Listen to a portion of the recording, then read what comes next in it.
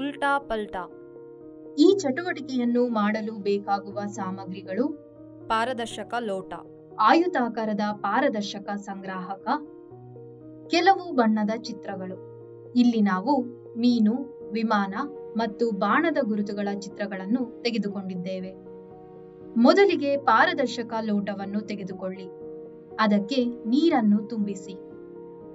ಈಗ ಬಾಣದ ಗುರುತನ್ನು ನೀರಿನ ಲೋಟದ ಹಿಂದೆ ಇರಿಸಿ.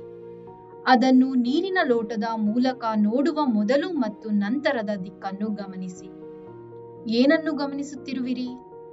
ಬಾಣದ ಗುರುತನ್ನು ನೀರಿನ ಲೋಟದ ಹಿಂದೆ ಇರಿಸಿದಾಗ ಬಾಣದ ದಿಕ್ಕಿನಲ್ಲಿನ ಬದಲಾವಣೆಯನ್ನು ಗಮನಿಸಬಹುದಾಗಿದೆ. ಈಗ ವಿಮಾನವು ಯಾವ ದಿಕ್ಕಿನಲ್ಲಿ ಹಾರುತ್ತಿದೆ ಎಂಬುದನ್ನು ಗಮನಿಸಿ.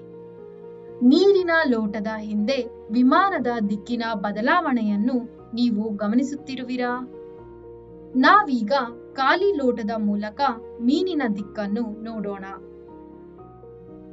ಮೀನಿನ ದಿಕ್ಕಿನಲ್ಲಿ ಏನಾದರೂ ಬದಲಾವಣೆ ಇದೆಯೇ? ಇಲ್ಲ, ದಿಕ್ಕಿನಲ್ಲಿ ನಾವು ಯಾವುದೇ ಬದಲಾವಣೆಯನ್ನು ಕಾಣುತ್ತಿಲ್ಲ. ಈಗ ಖಾಲಿ ಲೋಟಕ್ಕೆ ನೀರು ಹಾಕೋಣ ಮತ್ತು ಲೋಟದ ಮೂಲಕ ಮೀನನ್ನು ಗಮನಿಸೋಣ. ಹೌದು, ನಾವು ಗಮನಿಸುತ್ತಿರುವಂತೆ ಮೀನಿನ ದಿಕ್ಕಿನಲ್ಲಿ ಬದಲಾವಣೆಯಾಗಿದೆ. ಇದಕ್ಕೆ ಕಾರಣವೇನಿರಬಹುದು?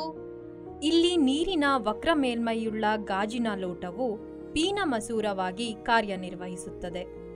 ನಾವು ಅದರ ಮೂಲಕ ವಸ್ತುವನ್ನು ವೀಕ್ಷಿಸಿದಾಗ ವಸ್ತುವಿನ ಬಲಭಾಗವು ಎಡದಂತೆ, ಎಡವು ಬಲದಂತೆ ಕಾಣುತ್ತದೆ. ಆಯತಾಕಾರದ ಪಾರದರ್ಶಕ ನೀರಿನ ಸಂಗ್ರಾಹಕದ ಹಿಂದೆ ಬಾಣದ ಗುರುತನ್ನು ಇರಿಸೋಣ. ಬಾಣದ ಗುರುತಿನ ದಿಕ್ಕಿನಲ್ಲಿ ಏನಾದರೂ ಬದಲಾವಣೆ ಇದೆಯೇ? ಇಲ್ಲ. ಇಲ್ಲಿ ನಾವು ಗಮನಿಸುತ್ತಿರುವಂತೆ ಸಂಗ್ರಾಹಕವು ವಕ್ರ ಮೇಲ್ಮೈಯನ್ನು ಹೊಂದಿಲ್ಲ. ಸಂಗ್ರಾಹಕವು ಸಮತಲ ಮೇಲ್ಮೈಯನ್ನು ಹೊಂದಿರುವುದರಿಂದ ಇದು ಪೀನಮಸೂರದಂತೆ ವರ್ತಿಸುತ್ತಿಲ್ಲ. ಬದಲಿಗೆ ಗಾಜಿನ ಫಲಕದಂತೆ ಕಾರ್ಯನಿರ್ವಹಿಸುತ್ತಿದೆ. ಆದ್ದರಿಂದ ಅದರ ಹಿಂದೆ ಇರುವ ವಸ್ತುವಿನ ದಿಕ್ಕಿನಲ್ಲಿ ಯಾವುದೇ ಬದಲಾವಣೆ ಇರುವುದಿಲ್ಲ.